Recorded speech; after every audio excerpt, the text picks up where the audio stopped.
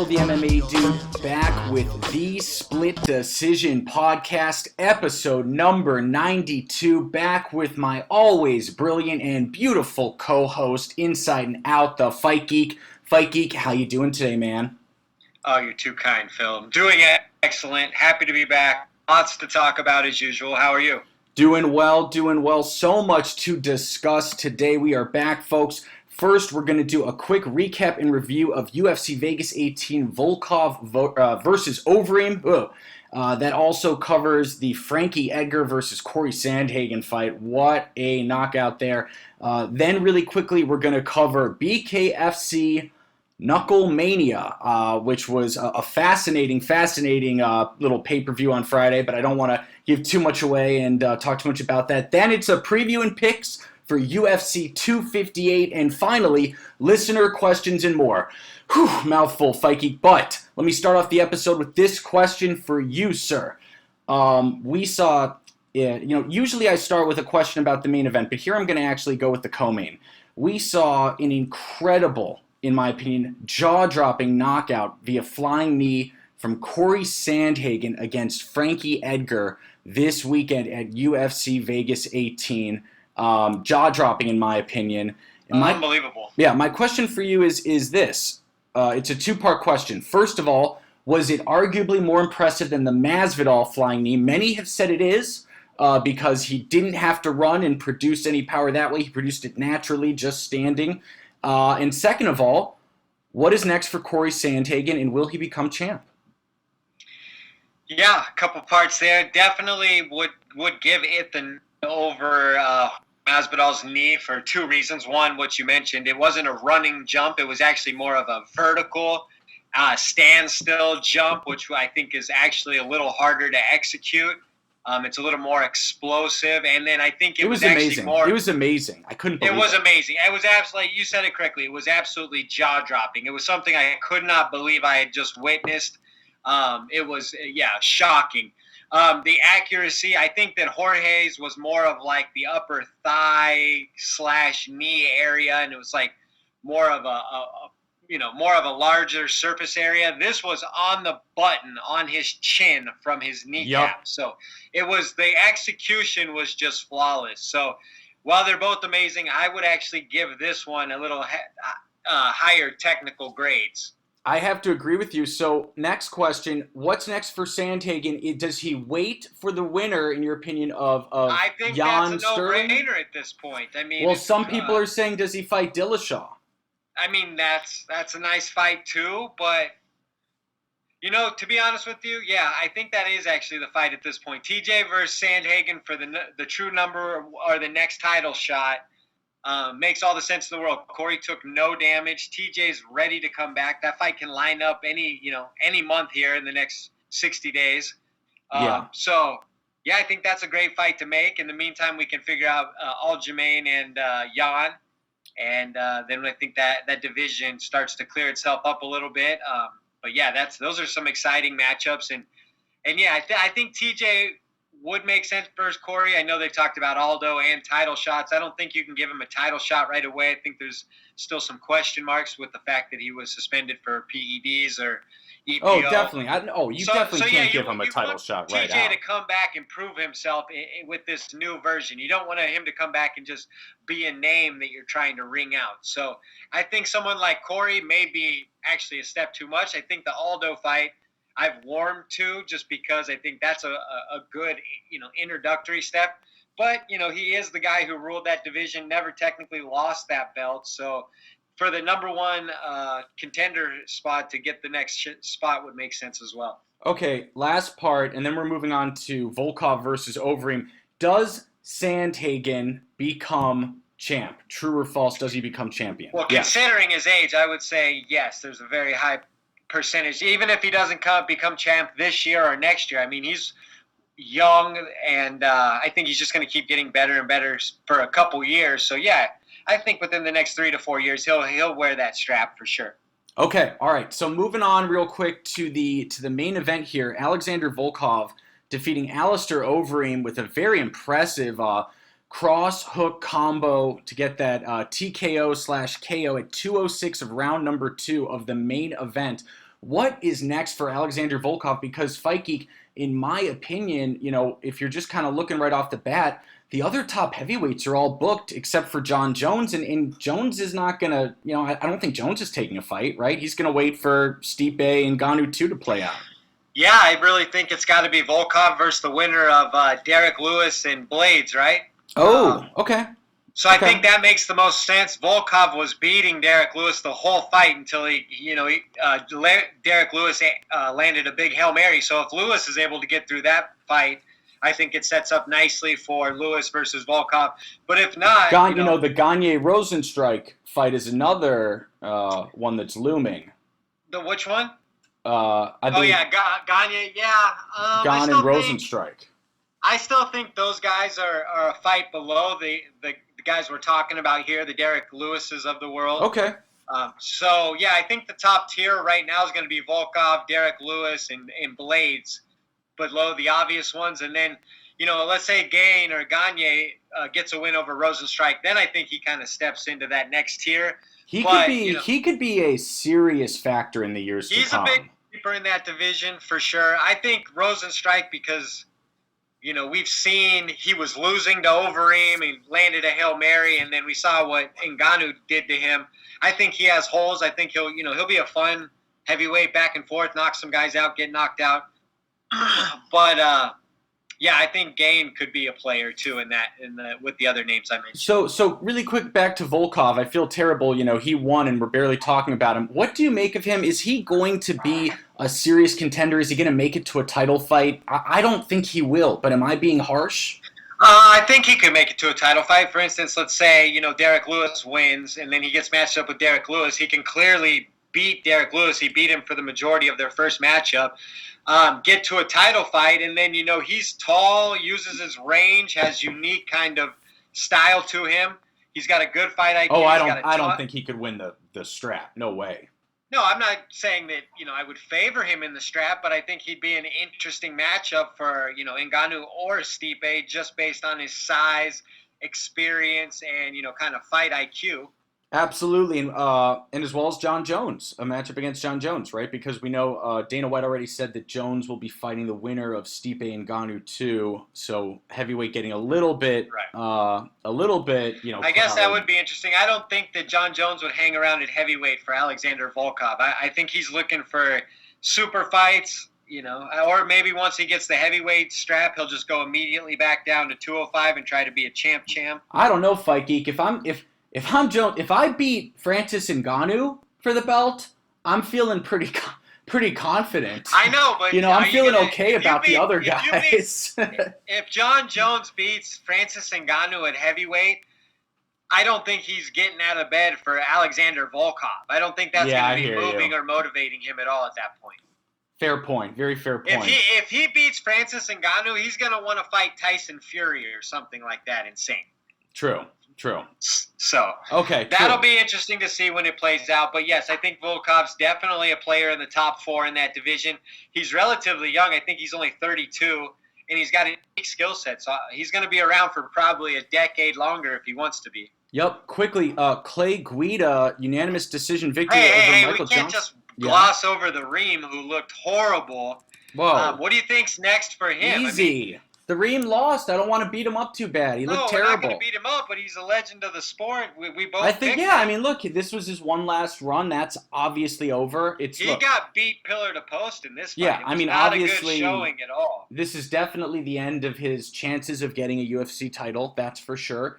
If I were him, if you're saying that, then what is the point of continuing to fight for him? Because that's a great question. He's taken a metric ton of damage. I think now would actually be honestly a great time for him to retire. And Overeem fans might get offended by that, but guys, I'm a big believer in you retiring before. I'm a huge Overeem fan, and it's getting painful to watch him be stopped. He's a good-looking, well-spoken man. He's been in the game forever. I think everybody 47 really loves and 19 in MMA alone, not even kickboxing. You just start worrying about these guys. They become people. Not that you care about them, but you do care about them. I've been watching Alistair Overeem for a long time, and that was not comfortable watching him get beat to a pulp last week, and it did not look like the guy I've been watching for a long time. Okay, so real quick, because we've been teasing people about Michael Johnson. Do you think Overeem should retire? I think he should. You know, as much as it pains me to say, I do think after that performance, there's really nothing left for Alistair Overeem that makes any amount of sense. Yeah, I have to agree. And if he has one last fight, he's taken some of the worst losses I've ever witnessed. The Ngannou knockout and the Blades TKO are two of the most gruesome finishes you'll ever witness. He'd roped some wins together before this. No, of course. Well, he always does. He's reinvented himself many, many times. Right. But it's I think I've seen enough of Father Time is truly undefeated, and with those kind of miles, and we've seen where he's going to max out at. I just don't see what the extra damage is for at this point. Okay, so can we quickly go to Clay Guida, Michael Johnson? We sure can. What do you think of that fight? Look, I just want to talk about Michael Johnson quickly. Well, we have a listener question about that, so I don't want to cover too much of Michael Johnson. Okay, yes, what a strange career. Exasperating, huh? What a strange career. I remember thinking... Let's not get into it, because that's what the question's about his career. Let's just talk about Clay Guida. He's timeless and ageless, and he doesn't age, right? Yeah, well, again, he just kind of implemented his game plan, did what he wanted to do, ended up getting the better of the striking exchanges, which was surprising. So, yeah, a good showing for Clay Guida. Yeah. I still think there's a couple fights out there for him. Maybe, the Jim Miller types. Maybe if Donald Cerrone beats Diego, he could fight him. There's still some fights for those guys if they're going to be hanging around. Yeah, I'd love to go through the whole card. Unfortunately, we don't have time, but we do have time for a few more, or one or two more at least. Beneil Dariush defeats Diego Ferreira via split decision. I thought that Dariush won clearly. Thought it was weird it was a split decision. For sure. I mean, I think Diego, it was a back-and-forth fight, even though Dariush was winning the rounds. I do think that Diego threatened and had some moments. He obviously hit Dariush quite a bit. It was back and forth. Fun fight. I didn't see if it got fight of the night. It probably should have. So I thought Dariush looked good. I know people are calling it did win fight of the night. It did win fight of the night. Good.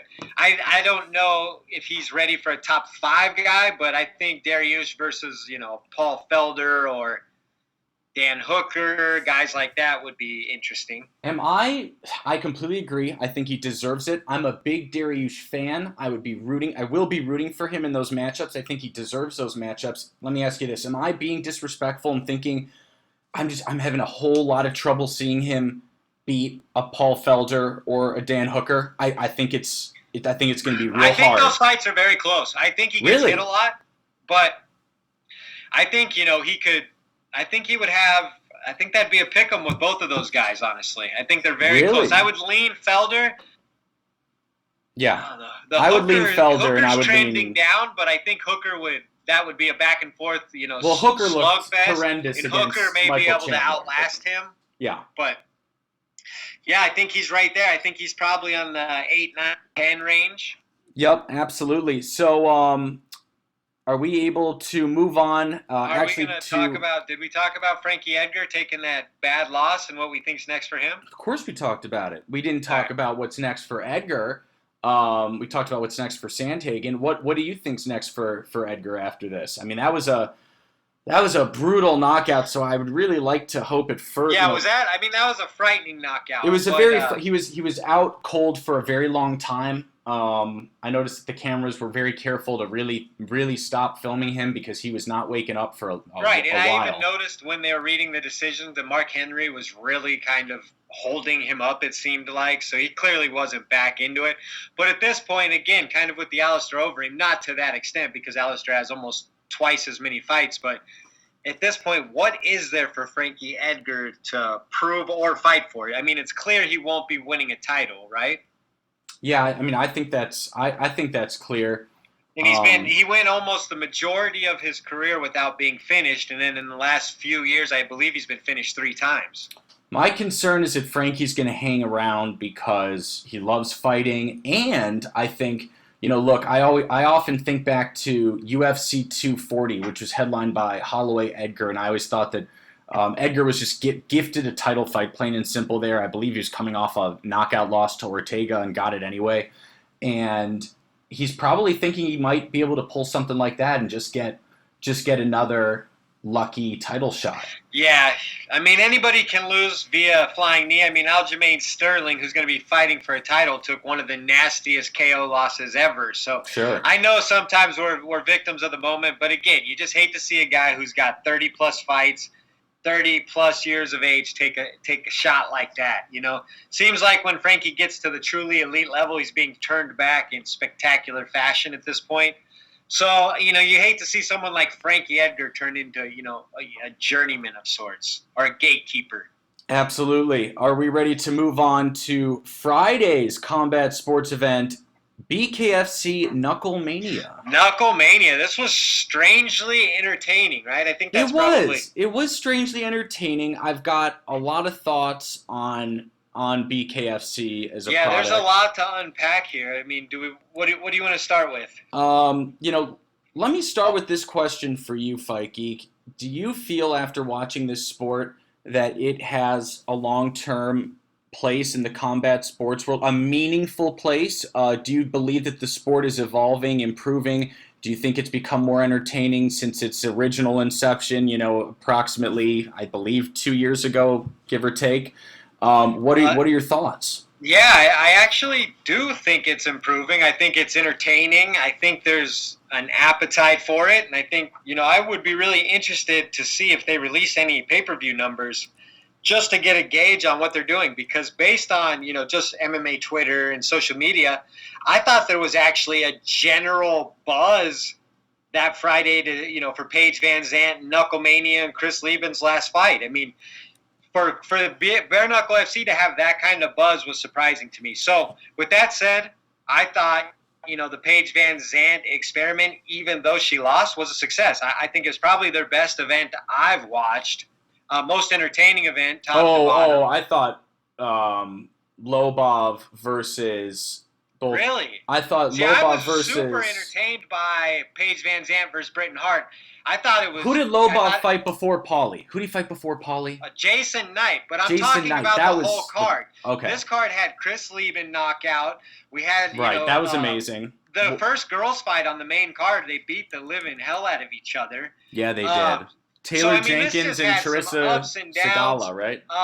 And I thought Paige, I know everyone's taking a dump on Paige now, but I thought she looked pretty good considering she was debuting in bare knuckle boxing, a discipline she's never fought in before.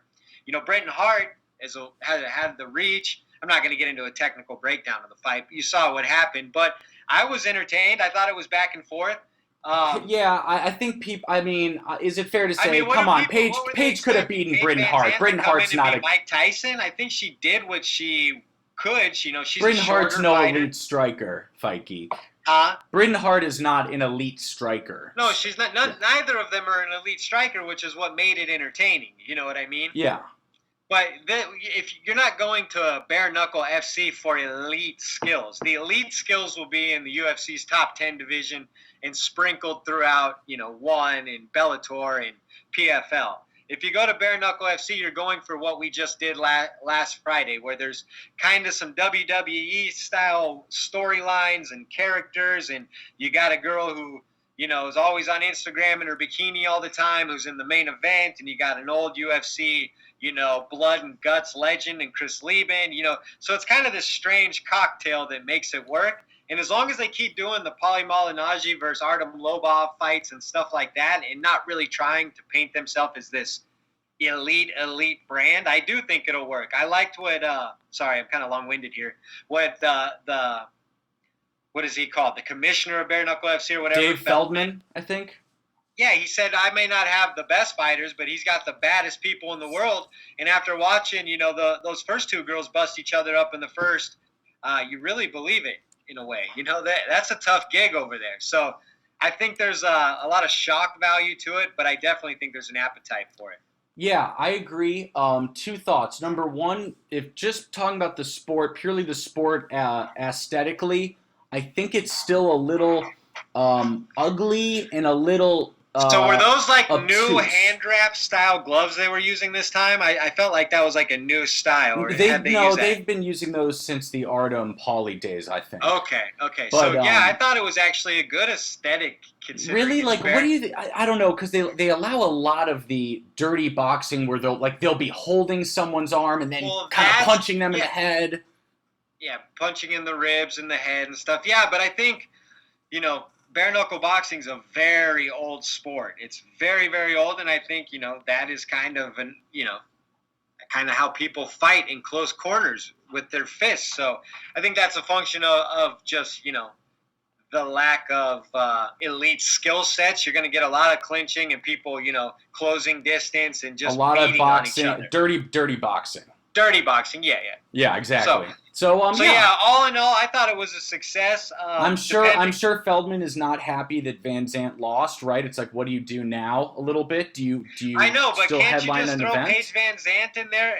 Does she still headline? Well, I mean, her versus Beck Rawlings rematch. Now that Beck's not the title holder over there, makes a lot of sense, doesn't it? Yeah, I think so. I mean, she head kick knocked out Beck in UFC. I'm sure that's been under her skin forever. You could just make that a grunge match versus the former Bare Knuckle FC champion and the newcomer Paige Van Zandt. I'll watch that. Wow, Fight Geek, you've come around on BKFC big time. I was entertained last Friday. I'm a little ashamed to admit it, but I thought it was too. I mean, exceeded expectations. Okay, what do you make of though? When Britain Hart, right after she wins, and that other woman just goes in and they have the most, trashy, little See, that, fight. I could do without that. It was bizarre. so, bizarre. It felt very WWE in a horrible way. I mean that in a bad way. Not as an insult to WWE, but the lowest of the WWE moment. It was very... I don't know, just a very, very strange moment. Kind of sabotaged her accomplishment. And then she was going, trash, you are trash, and it was just like, ugh. I don't know. I turned it off by then. I had got my fill. Okay. Well, you missed the worst part. Okay.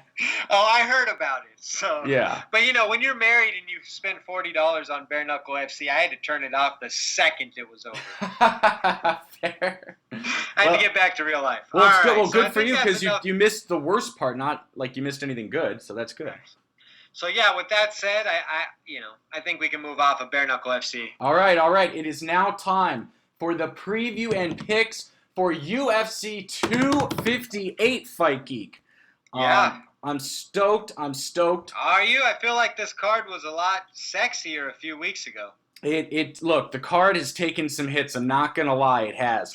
But that main event... As long as we keep the main event, it's still solid. Exactly. We've got the main event of Kamaru Usman versus Gilbert Burns. If only we had... interviewed one of them to talk about the fight before this. That'd be really cool. Oh wait, yeah, remember? We did. We had Gilbert Burns on the program. Episode 74. Episode 74 exclusive, guys. So if you want to go back and listen to it, episode 74, we have Gilbert Burns on the program, a 30-minute exclusive interview. Check it out. And how cool. So we know who you're picking. So in the breakdown. Don't be offensive. Don't be condescending, Fight Geek. You don't know who I'm picking. I would never let that change a decision. You would never let biases get in the way? No, of course not. Obviously, one of them will come on our show if he's champ, and if we back him, and then if we don't back him and he wins, then he'll never come on again, so use your brain. But anyway, Fight Geek, who you got?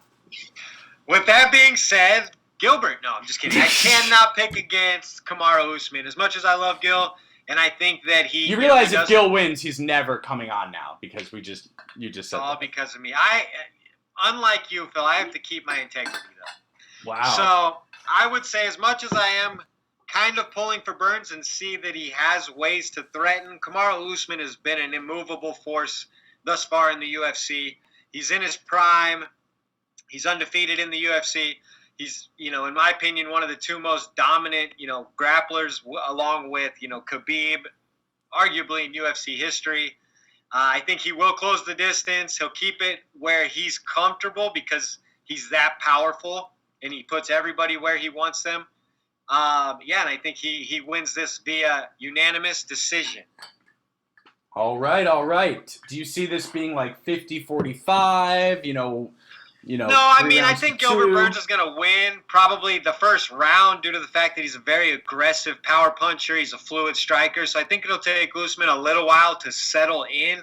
I think Burns will hit him up on the feet in the first round while they're standing. Usman will close distance, be up against the cage, start to neutralize Burns, wear him down, maybe get a little more comfortable on the feet late in the fight, but just really keep it where he's comfortable because that's what a big, strong guy who's smart does. You keep the fight where you're comfortable, and I think that's what he'll do. All right, so what I see is, look, I'm just looking at the facts here, okay? What are the facts that I discussed with Gilbert on episode number 74? Usman has left the gym when he found out he had to fight Gilbert. He said, oh my gosh, I need to make a change. That's a fact, right? And now he's with Trevor Whitman in Colorado. That to me, Yes. to me, that's interesting. To me, that makes me think one of them got the better of the other in the training room, and the one who was getting the better of the other was not Kamaru. Yeah, but it's not like he just ran to some obscure gym. He went to Right, he did not. Trevor Whitman. Absolutely no doubt. Not to mention, it also hurts Gilbert that Henry Hooft has said that he's not having anything to do with this fight. He won't be cornering Gilbert because he's removing himself because it's his former star pupil in Usman. So that may hurt Gilbert. Having said that, I genuinely think that Gilbert Burns is that guy that I just think it's right place, right time, right matchup problem for Kamaru. And I think of that Colby Covington fight with Usman, that Usman won in amazing fashion with that TKO in the 5th round against Covington. But he got hit a lot. And if he gets hit like he got hit by Covington in terms of volume, he is going to get knocked out because Gilbert Burns does not hit like Covington. A lot. That's the way Colby Covington fights. He does not Burns fight with hits a lot so of much power. harder He is fights what I'm with saying. A lot of volume. So anyways, I don't think Burns is going to get the knockout. I think he's going to get several knockdowns. Usman will survive, and Burns will win by unanimous decision and new. Interesting. It won't be easy. It won't be easy. I think it's going to be a great fight. It is definitely going to be a great fight. I just, until I see somebody knock Usman down a couple times, it's hard for me to... Hey, look, that's very fair. And by the way, if Usman wins this, it's time to start talking about his overall status here. You know? Okay. I feel you. All right, let's move on to Macy another one. Barber, our favorite female villain that we both are fond of, right? Right, yeah, big Macy Barber fan here. I'm ashamed to say it. As am I, versus Alexa Grasso. I'm equally a big fan of Alexa Grasso. Well, stop copying me. I'm a fan of both, too. What are you doing I think everybody's a fan of Alexa Grasso. She's pretty unanimously loved. So this is an interesting fight. A lot of people think Grasso's going to pick Macy apart.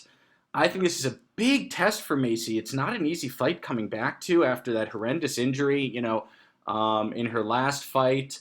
So I think this one could be really tough. I've got Macy Barber by split decision.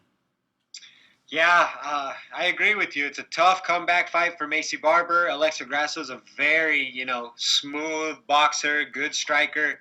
But yeah, I think Macy Barber is going to come back clearly more driven than ever. She was incredibly driven before, but now she's had a little bit of humble pie. She's had an injury. She's dealt with some adversity. This is going to be Macy Barber 2.0. And unfortunately, it's going to be against Alexa Grasso, and I see Macy taking a decision here.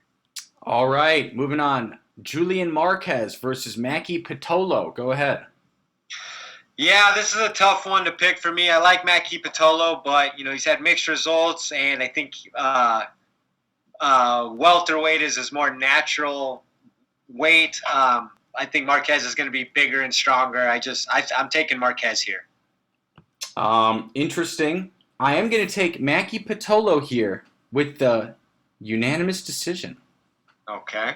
All right. I like Maki, but I just think that might be a tough matchup. And then Kelvin Gastelum versus Ian Heinisch. This is a tricky fight. This is It's really, it's interesting to think about how far Kelvin Gastelum has fallen, isn't it? When you think of Israel Adesanya and Kelvin Gastelum. See, I don't think of Kelvin Gastelum like that at all. How far he's fallen? Why do you say that? I mean, he's okay because he's the number 9 ranked middleweight. He lost a decision to Till in a heel hook to Jack I'm just Hermanson. talking. Look. You don't have to try to convince me about the legitimacy or the bad luck of his wins. I'm just saying it's a fact that he's number 9, fighting number 15, Ian Heinisch. If he loses that, I mean, what happens to his ranking then? It's free. Well, I mean, he'll still be a top 15 fringe guy, but I mean, right. He was a 170 pounder to start. So it's just crazy that he almost beat Adesanya. It's crazy to think, right? Yeah, for sure. I mean, the Till fight, he was a little gun shy, and then the Hermanson fight just didn't go his way in short order. So I think people overstate the downfall of Kelvin Gastelum. This will be a big bounce back for him. I feel like, no disrespect to Ian Heinisch, but if you look at who Kelvin Gastelum's last few opponents were, it's Chris Weidman, Michael Bisping, Jacques Ray, Adesanya, Darren Till, and Jack Hermanson. I think Ian Heinisch may be a breath of fresh air for Kelvin Gastelum. With that said, I'm taking Kelvin via third round TKO. All right. Very fair. I am going to take... You're taking Gastelum via TKO, huh? Yep, he's going to wear out Heinisch. It's going to be back and forth on the feet. But I think in the end, Kelvin will get the better of him. I got Ian Heinisch via second round TKO. Interesting. All right. Can't see it, but we'll find out. Yep, Andre Ewell versus Chris Gutierrez. That's a final one, and then we can move on. Oh, this is a tough one for me. I can make a case both ways, but I'm going to go with Chris Gutierrez here. Me as well. Maybe a little more polished. I know Andre Ewell has, really long arms and a big reach advantage on almost everybody he fights, but I think Chris Gutierrez will be the more versatile striker. Yep, I have to agree. Two more before we go. 3 more. Jillian Robertson versus Miranda Maverick. I love this fight. Who you got? I have got Jillian Robertson here, but it's a close one, and it's going to be really competitive. Yes, I got Jillian Robertson as well. I think she's just faced a little more high-end competition, and that will really suit her well, but big fan of both. Ricky Simone versus Brian Kelleher. Brian Kelleher. I think Brian Kelleher's been on a hot streak, and this is his upset to get. Yeah, I don't see that. I think Ricky Simone is starting to really kind of dial it in and hit his stride. I think Ricky Simone wins here and continues to kind of become a player in that division. No love for Boom Boom Kelleher, huh? I like Boom Boom, but Ricky Simone just beat, a couple guys in a row and is really kind of climbing. So all right. Then, actually, the rest of this, Bobby Green versus Jim Miller is a great fight. Who do you got here? This is such a toss-up. If anyone says they're confident, they're liars. But Bobby Green. This is insane. Yeah, I'm taking Bobby Green here, but Jim Miller... Don't bet on it, folks. He can get subbed Bobby Green in the first 45 seconds. And then the last one, Diego Lima versus Bilal Muhammad, one of your favorite fighters. This is another tough fight. Who do you got? I have got Bilal, remember the name, Muhammad, via second round submission. I've got Bilal Muhammad via unanimous decision. All right. So with that, guys, we are going to take a really quick break, and then we'll be right back with listener questions and more. Hey guys, it's Phil the MMA Dude letting you know that this episode of the Split Decision Podcast is brought to you by TotalAggressionClothing.com. Visit www.totalaggressionclothing.com and use the promo code 46210 to receive a special Split Podcast discount on all Total Aggression hats, shirts, hoodies, and more. Again, that's www.totalaggressionclothing.com with promo code 46210. Hey guys, it's Phil the MMA Dude, back with the Split Decision Podcast, episode 92, here with my co-host, the Fight Geek, and it is now time for my favorite section of all, Listener Questions! All right, thank you. Got a bunch of good ones tonight. Absolutely. So this first one comes from our man, Oscar Silva MMA. That's at Oscar Silva MMA. He says, who had the more impressive performance against Tyron Woodley, Usman or Burns? In my opinion, I'm going to say Usman because he did it first. Okay. See, that to me, that's such a BS answer. It was didn't Usman? Burns had the better. Burns knocked him down. Burns hurt him more. See, no, but I don't agree with that. Usman held him against the cage, which is fine. The version of Usman, or the Tyron Woodley that Usman beat, was a champion version who felt like he was on the top of the world, who hadn't had his confidence rattled yet. So I'm going to stick with the Usman victory. All right, that's fair. I still think, it's a difficult question, but if we're talking in terms of damage, Burns had more damage. They were both 50-45, though, right? Yeah, they were both totally dominating 50-45s. Okay, this question comes from Big Nog's Back Divot at PV1224. Love this guy. He says, Michael Chandler said he doesn't like fighters talking to their opponents immediately after they just knocked them out, even if it's respectful. Give them time to process the loss. You saw Volkov do this after his KO of Overeem. Do you agree with Chandler? Yeah, I kind of can see his point there, you know? My thought is I'm not a fighter, so I don't fully know. I think that Chandler's reasoning is sound. It sounds like a reasonable logic. Yeah, and as I think Michael Chandler's been knocked out by Patricio Freire, and I think he was kind of talking crap to him. So you can see where maybe some feelings around that have developed for Chandler. Yeah, absolutely. And I think that, again, that sounds reasonable. That sounds logical, right? You're going to be disoriented. Talking and, kind of trying to converse with these guys, whether it's Joe Rogan or the opposing fighter after, concussive blows, is probably unnecessary all the way around. Yeah, absolutely. Absolutely. Okay, so moving on. This question's from at Mixtaman. Love this guy. He says, who's winning the Bellator Grand Prix? Hashtag AskSplitPod. Not sure if you saw this news. Did you see the draw for the Bellator Grand Prix today, Fight Geek? It is quite juicy. It's got Yoel versus Rumble.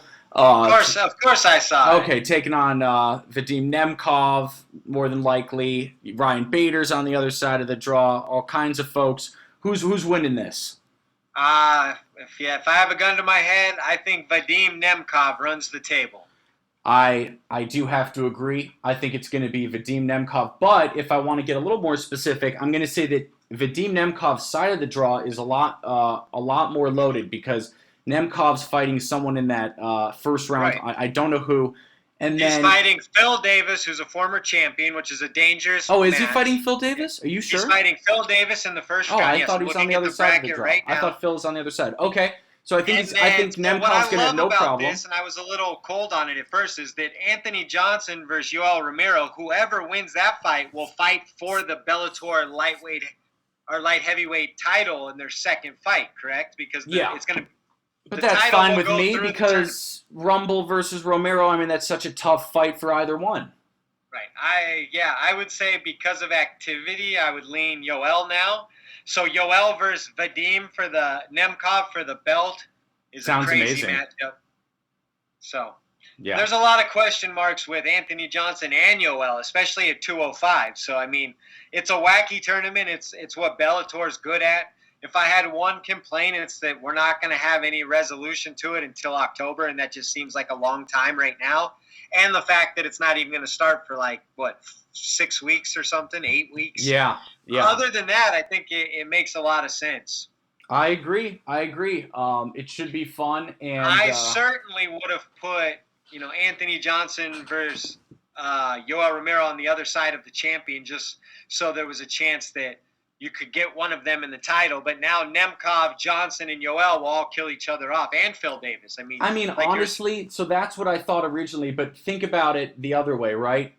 Scott Coker wants to ensure that there's as many sexy matchups guaranteed as possible. If he puts Romero Rumble on the other side of the draw, there's a chance that that person it loses. Never materializes. Right. And where they've placed them now, not only do you get Yoel versus Johnson guaranteed, one of them is guaranteed a title shot in the second round, which is everything. Because what if you have Anthony Johnson as the light heavyweight champion fighting versus Ryan Bader in the final? Ooh, is that not that sexy? would be a lot of fun. Yeah, so I mean, actually at first I was critical, but after really reviewing the bracket, it looks like they've set it up to where they maximize the fights within the bracket, which is pretty smart. Yeah. Okay, we agree there. So I've got a question here from our man, Jalen Ware. That's at strive2be_great. He says, who needs a win more? Alexa Grasso with her inconsistency in her last 6, or Macy Barber coming off that dominant loss to Roxanne Martifari and long injury layoff? #AskSplitPod. Love that question. I'll take this one. It's a great question, and I think it's got to be Macy Barber because not only did she have her first loss, but it was a dominant loss, and she suffered an injury. So she was an undefeated fighter. I mean, she was, they were painting her as like a young John Jones, youngest champion ever, undefeated, next generation. So for her to come back and go 0 in her last 2 and kind of really set herself back from that early trajectory would be really bad. So I think it's big for Macy to get this win. We've seen Alexa Grasso kind of win some, lose some, so I don't think it'd be so shocking to see her lose. But if Macy looks bad, I think that would be shocking because of how much promise she had early. Yep, I have to agree. And then on that kind of on a related note, with Macy, you feel like if she loses this one, it could really be truly devastating to her ego and her confidence, perhaps forever, irrevocably. Yeah. And with Alexa, like you said, she's been up and down. It obviously would be it wouldn't be good if she lost. It's a big fight for her, but you think she could weather the storm a little bit better because she's been there before. Yeah, this is a sleeper for fight of the night too because they're both strikers and they're both willing to engage and take damage. These girls will throw down for sure. All right, next question comes from our man, Eduardo, that's at Landacrew. He says, it's been almost a month since TJ Dillashaw's suspension has ended, and he still doesn't have a fight booking. Is this confirmation that he's going to get an immediate title shot against the winner of Jan versus Sterling? #AskSplitPod. Wow, great question. I don't think so. I don't think so either. They were actually waiting for the Sandhagen-Edgar fight to play out, see where we're at. And I think now that Corey is healthy and good to go, I think that you'll start hearing a lot more rumblings around TJ and a fight announcement in the next month for sure. Yeah, I would be legitimately shocked if TJ gets an immediate title shot. I really would. I think that, yeah, like Corey Sandhagen fight is absolutely perfect. It almost seems like there's nothing else that even makes sense. It just feels like it's going to be Corey versus TJ. Right? Right. And then whoever wins that is going to get the winner of Jan Aljamain. And then that division can finally get moving after almost a year of being stagnant. Oh, finally get moving. After that, it'll be like totally unclogged. No, I know. That's what I'm saying. We've been waiting for Aljamain to fight Jan for what seems like forever. Yeah, absolutely. So we've been waiting so long that TJ came back. Yep, totally agree. So next question from, love this guy, Yugi MMA. Guys, give him a follow. He's also got a great podcast. Happy Yugi. It's at Yugi MMA. He says, do you guys have any favorite Ultimate Fighter moments? I've been rewatching them all, and I miss this. Great question. I know that we're both pretty much Ultimate Fighter fans. Yeah, I was a big Ultimate Fighter fan. I just go back to individual seasons. I loved the Jason Mayhem Miller versus Michael Bisping season. They had a lot of great back and forth. Both guys are absolutely hilarious. Let me bang, bro. How do you really top? Let me bang, bro. Anything Tony Ferguson, Nate Diaz was really interesting. Obviously, Diaz was amazing on it. So funny. Yeah. Matt Serra, is that who you said? Oh, I was saying Nate Diaz was so funny on it. Yeah, Matt Serra in season 5 was awesome. Yep. I think in season 5, Matt Serra's good friend wanted to go home to see his girlfriend or something, and Matt Serra's begging him not to go home and give up his opportunity, if I'm remembering correctly. So, I mean, yeah, I was a big fan of The Ultimate Fighter, and I think it really spawned some of the greatest fighters of all time. So Yeah. Also, quickly worth mentioning, if in terms of slightly more recent seasons, the McGregor-Faber season was great. Sure. I'm going to go ahead and say Uriah Hall almost murdering somebody with that kick was pretty shocking moment. And I think he knocked out the second guy, too. Wasn't Uriah Hall just knocking people dead in his season? Yes, he was. So I would say that season, obviously, Chael versus Vanderlei, whenever. I can't let you get close. Yeah, so I mean, the Ultimate Fighter spawned a lot of stuff. He actually, like you said, the Conor McGregor-Faber season, didn't Conor call TJ a snake in the grass? Yeah, and that's so classic. Yeah, well, TJ actually developed like a logo and a clothing brand as the snake around it. Yeah, it became the Viper, right? Yeah, I mean, it's just cool. So, yeah, I mean, lots of cool Ultimate Fighter stuff, but if you got time to waste, go watch Mayhem Miller versus Bisping. It was a good one. The fight didn't live up to much, but funny guys. Yeah, absolutely. Okay, do you have a question, or should I go next? I got one from Mick. He asked that one. I got one. Here's another one.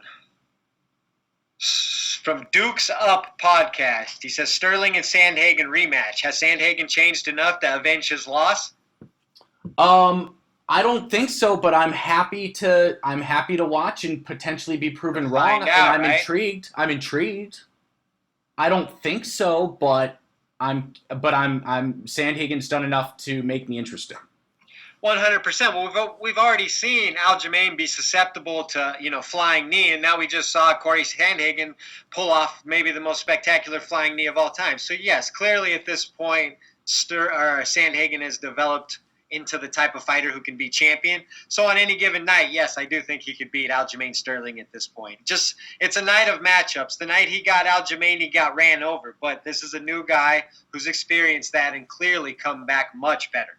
Isn't it incredible to think, I mean, with what Sandhagen did to Frankie this past weekend, it's incredible to think of what Aljo did to Sandhagen. I mean...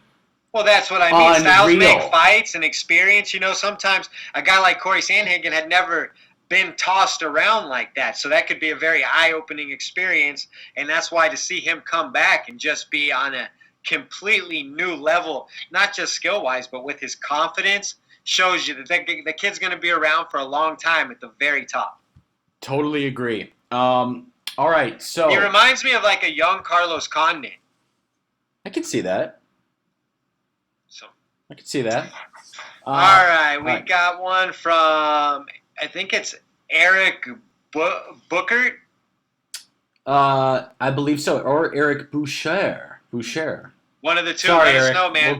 Let us know. Yeah, we'll get it right next time. He says, who do you think is more likely to initiate the grappling, Usman or Burns? I said Usman will eventually initiate because Burns is a little heavier-handed than he's probably comfortable with. What are your thoughts? Wait, you have to read the rest of the question, Fikey. Oh, well, I thought we were going to break it down individually. Okay, is there any real chance we see another slugfest like Usman-Covington? I do not think so because I think, like I said, Covington is a light punching volume striker where Burns is the kind of guy who has real knockout power. I don't think Usman is going to be willing to absorb that many strikes as he was with Covington. So if Usman stands there like he did with Covington, Burns has a very, very good shot. Yeah, and I don't see him doing that. I see him pushing him up against the cage and using his strength like he always does. I do agree that Usman is 100% going to be the one to try to initiate the grappling first, right? I believe that was the question. So, yeah, I think Usman's going to try to do that. I do think he'll succeed. Again, I'm not pretending that Burns is going to have an easy time. I think it's going to be an extremely close back and forth fight. I do think Burns will pull out a close decision. I could easily see it going the other way, going to Usman for sure. But I think that Usman will be trying to grapple. I don't think we'll see another slugfest like Usman-Covington. If we do, though, then, bring out the popcorn because it could get real interesting. Yeah, that would not be a good idea for Usman. No, it would not. Not at all. So, and then the second part of the question, he says, also, does anyone else think the fight geek, me, sounds like Randy Couture with the smallest hit of helium. I cannot confirm or deny that. I usually get budget Dominic Cruz, but I've never gotten the Randy Couture on helium. I'll be honest, yeah, I think you sound a little bit more like, budget Dominic Cruz, is that what you said? Yeah, that's what I've been Yeah, I told. think that's a little bit more. Yeah, I never thought. I mean, I guess Randy Couture with a little. I mean, Randy Couture is a kind of deep voice. So then with helium, I don't know exactly what you mean. I mean, I guess you mean a higher version, but Couture's voice is pretty deep. So I'm just trying to fully picture what that sounds like. Yeah, I don't know. I'm gonna stick with my. I think Dominic Cruz did, like dollar store Dominic Cruz. Exactly. Okay, so you got any other questions? Yes. Okay, so another question that we've got is from my man, Cyrus King. Love this guy, at Cyrus King. He's got a great podcast himself, guys. Check it out. He says, would you guys say, other than Colby, Gilbert Burns is the only threat to Usman? If Kamaru beats them both, I can't see anyone else challenging him. Do you two agree? So just to take this really quick first, long story short, yes, I do agree. I think if Usman beats Colby again and Burns, if he beats Burns, then he beats Colby again, I think maybe Chimaev, maybe. Yeah, what if Chimaev knocks out Edwards? Chimaev, but okay, fine. But certainly no one else besides them. Certainly. I can't see anyone else even far along down the road troubling Usman. What if Jorge beats? Yeah, no, Jorge has no chance. None. What if he beats Colby? He has no chance against Kamaru. We already saw that. Yeah, on short notice and yada. Yeah, it wasn't that short notice. He was training. But yeah, I definitely think if Chimaev comes out and shows that he can beat Scott, that definitely puts him as a viable contender. Did you say Scott, like Leon Scott? Yeah. Got it. Okay. I honestly let that slip sometimes. That's how often it's used. That's even funnier, actually. Okay, so then a question from my man, Zan Bando. Love this guy. At ZanBando99. How many pay-per-view buys will UFC 258 receive in the United States? Is it worth the pay-per-view purchase, in your guys' opinion? Hashtag AskSplitPod. You're asking the wrong guy. I'm a nerd on this stuff. I am by no means a rich man, but I spend a small budget, and I have that budget for pay-per-view cards, as nerdy as it sounds. Is this the best one? Hell no. And it's pricey. Coming from a guy who paid Bret Hart pay-per-view, I'm definitely going to pay for a Macy Barber pay-per-view. Good answer. Yeah. So yeah, I'm gonna pay for it, like you said. Is it one that I'm really looking for? Have people over for? No, but I'm gonna. It's got a great main event. Huh? It's got a great main event. That's what I keep coming back to. What if Kamaru Usman ends up nullifying Burns and laying on him for 5 rounds? It has the ability to be a horrible main event. Yeah, don't say that. That would suck. Yeah, I'm just saying that's definitely possible. But yes, how many buys do I think it's gonna do, Zan? In short, the short answer is few enough that we'll never know about it. Right. Probably 100,000, 150,000. That's hard. Yeah, like not even like 2. No, maybe 150. Yeah, it ain't gonna break 200,000. Yeah, I think you're right. Actually, they didn't really help it with any of the co-mains or something. I mean, if they would have had, the Chris Weidman fight and then also the one that just fell off. They were gonna try to make Michael Chandler Charles Oliveira. That would have helped a lot. I mean, they could have done a lot of stuff that way to really help boost the card. But yeah, at this point, with what you got, even though the bottom of the card with the Jim Millers and Bilal Muhammad's is pretty stacked, the pay-per-view is not.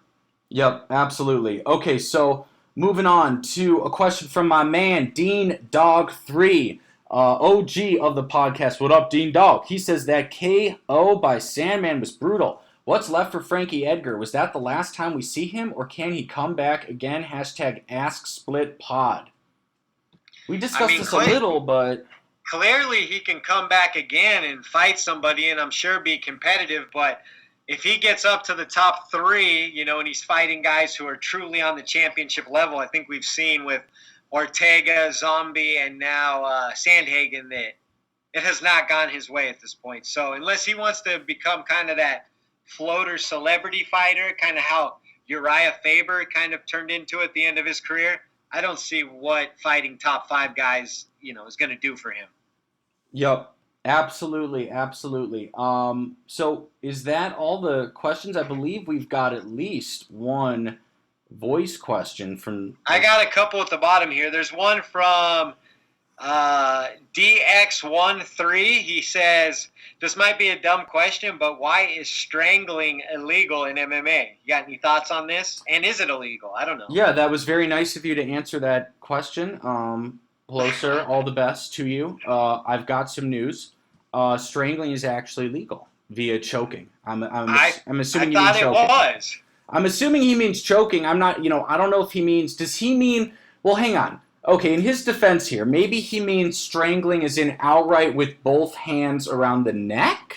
But why would that be illegal, though? Yeah, do you know what? Is it? I don't, It might be unsavory looking, but it's definitely should be legal. Wait, right? Now I've gone down a rabbit hole. As far as I know, groin shots and eye pokes are really the only... No, it is, okay, it's allowed. I just looked into this. It's within the rules, technically, yes. It's just viewed as very difficult to pull off. Right, exactly. Well, yeah, and it also keeps you with a high center of gravity, so you're easily swept or taken down. So not many people want to have all their weight on their hands up high. So, but you know what? I actually owe a quick apology to DX13. I thought that was like a really... You're right. I thought that was a dumb question, but in hindsight, I don't think it is. I actually don't think it was. It's a great question. Thanks for the question, Thanks for the question, man. And I got one more right here from Pat Tobin, Show Original. Pat Tobin, what up? He says, how will Michael Johnson be remembered after he retires? He's a 19-7 record, but wins over 19-17. Yeah, but wins over Poirier, Barboza, Ferguson, etc., and lost to some of the best and some mediocre fighters. Is he wasted talent or just the hardest schedule ever? Got any thoughts here? Yeah. First of all, I can't believe I almost missed the Pat Tobin question. I'm so sorry, Pat. OG. Great question.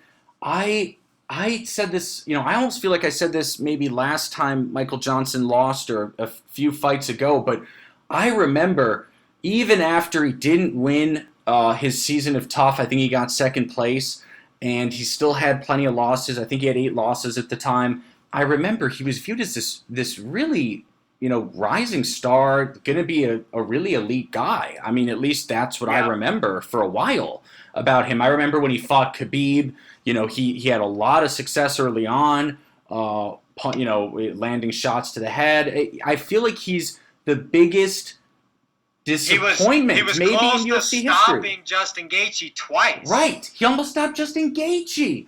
I mean, is he the biggest disappointment? Is he the biggest disappointment in UFC history? I don't think he's the biggest disappointment, but he might be the biggest enigma in UFC history. I don't think he's disappointing because he's knocked out Poirier. He beat Tony Ferguson. No, come on. But that's all the more reason why it's disappointing. He should have been fighting. He's definitely the biggest boomer bust fighter we've seen. He should have. He should not be at 19 and 17. He always had, he was. Yeah, I don't know what to say. He had amazing hands, fast hands, but I think he's. It's such a weird career, right? It's so weird. It is such a weird career because you see Poirier, Barboza, and Ferguson, and those are, the elite of the elite. Not to mention, I still remember the Gaethje fight. And the Gaethje fight was probably where it really turned for him, taking a loss like that to the newcomer. Gaethje really stole all that momentum and really ran with it. Johnson went down to 145. Looked good at times, but also gave fights away, which he's done over his whole career.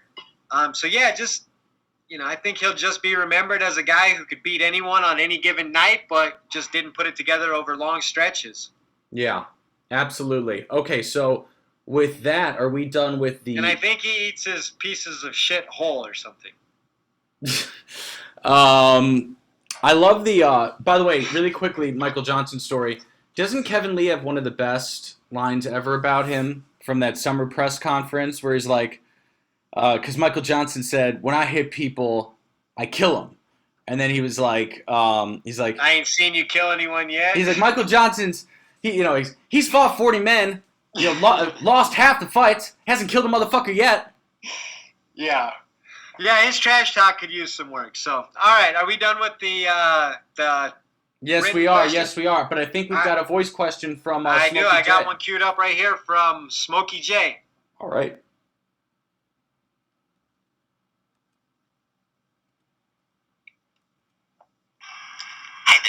fans of the Split Decision podcast, Phil the MMA Dude, and the Fight Geek.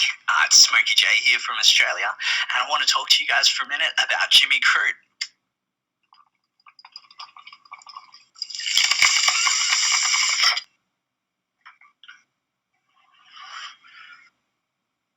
I like Jimmy Crute, man. He's an Australian legend. Comes out hard and fast, and he's definitely not here to fuck spiders. He was originally going to be fighting Johnny Walker. Johnny Walker suffered an injury, and that fight got pulled. So they moved the fight to a couple of weeks later, and Jimmy Crute is now going to be fighting Anthony Smith. I think it's a really freaking fucking awesome matchup for Jimmy Crute. I think he's going to smash him. My question for you guys is, how quickly can Jimmy Crute get it done? And fucking on that off chance, how does Anthony Smith actually win this? That's all, guys. Bye. Awesome question. I'm glad you called this out, because when I heard that Anthony Smith was stepping up to fight Jimmy Crute, it immediately got my attention. That's a banger right there. Yeah, it is. With that being said, I think it's a bad matchup for Anthony Smith. I think the first round, Anthony Smith is always very sharp on the feet, hits hard, but has a tendency to wear pretty quickly. I think Jim Crute is just going to march him down and just like kind of what Smokey J's alluding to, just put hands on him. I think I would probably pick a second round stoppage, but I could even see a first round stoppage. Yeah. I have to agree with you. I'm very high on Jimmy Crute. As am I. Look, Jimmy Crute's no joke. He's a destructive character. You don't have to convince me. Crute's the real deal. I was already fascinated with the Johnny Walker fight. I think that Anthony Smith is he's been a little puzzling lately. I know he got a recent win, but it wasn't necessarily against the biggest dog in the yard. And I just think Jimmy Crute he's running in, Lionheart's running into a buzzsaw here. I think that Crute's gonna get Jimmy Crute in my second round knockout. He could be the future of that division. I could see him as a potential title holder someday in that division. It's not impossible. I've got Jimmy Crute in the second round with the knockout. And just for fun, how do you think Jimmy Crute would do in the Bellator light heavyweight tournament? I think he would do very well. I think he would. Ooh, yeah. Jimmy Crute versus Vadim Nemkov would be a banger. Nemkov is so good, man. Nemkov is so good. So I would favor Nemkov there. 100%. Yeah. Would you favor Nemkov over Jan? I don't know. I'd love to see it. I'd love it. Ryan Bader. I'd love to see Jan versus Nemkov. Be a hell of a cross-promotional Dana match. would never let that happen if he's smart. Yeah. Wouldn't sell regardless of what banner it's under. Right, but I think that Bellator would have a real chance of beating the UFC champ there. That's true. Yeah. All right. Is that all? Yeah, I think that does it. All right. Fight Geek, take us away. All right, as usual, you can find us on iTunes, Spotify, YouTube, Google Play, Stitcher, and more. I'm at the Fight Geek MMA. He's at Phil the MMA Dude. We are at Split_podcast. It's 4 words, the Split Decision Podcast. Thanks for tuning in, and we will talk to you next week. Peace. Peace.